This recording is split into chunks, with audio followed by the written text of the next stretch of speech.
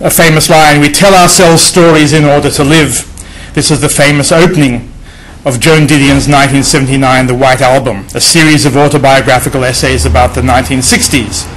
Now, we all know that individuals create narratives related to their own lives, as do groups, societies, political parties, and nations. From the dying days of the Chinese Qing dynasty in the late 19th century, the thinker and reformist Liang Qichao wrote about the pressing need that China had to have a new history, to write history for itself, one that would both reflect its changed realities, the end of dynastic rule, and help to make it a modern, progressive, powerful, and wealthy nation. Now, history and national narratives express aspirations as well as a range of political agendas.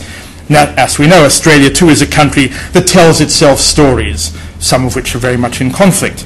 At around the time that the Chinese Communist Party's General Secretary, the President of China, Hu Jintao, announced a new campaign to outline the 8 glories and the 8 shames of Chinese culture, Barong Bachi, as they're called, in 2006, you may recall that our then Prime Minister, Liberal Coalition leader John Howard, and his Education Minister Brendan Nelson were championing a list of more than the Chinese 9 values for Australian schooling.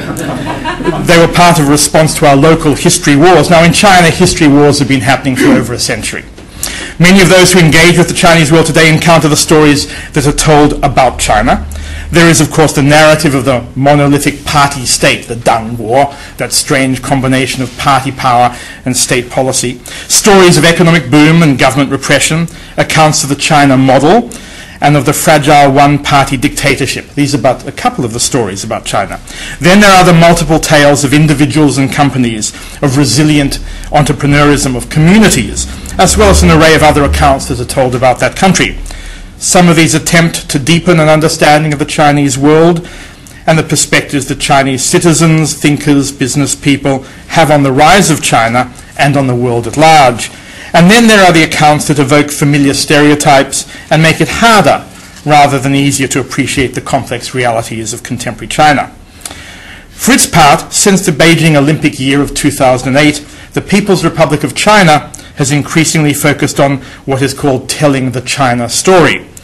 This is an expression that I take from the former Chinese ambassador to Australia, Fu Ying's remarks. She said China in 2008 and 2009, she said, we have to get better at telling our story to the international community. Now, of course, understanding the official China story, as well as some crucial variations of it, telling Chinese stories, so to speak, is crucial to a broad-based engagement with the contemporary Chinese world, but it's not the only way we can engage.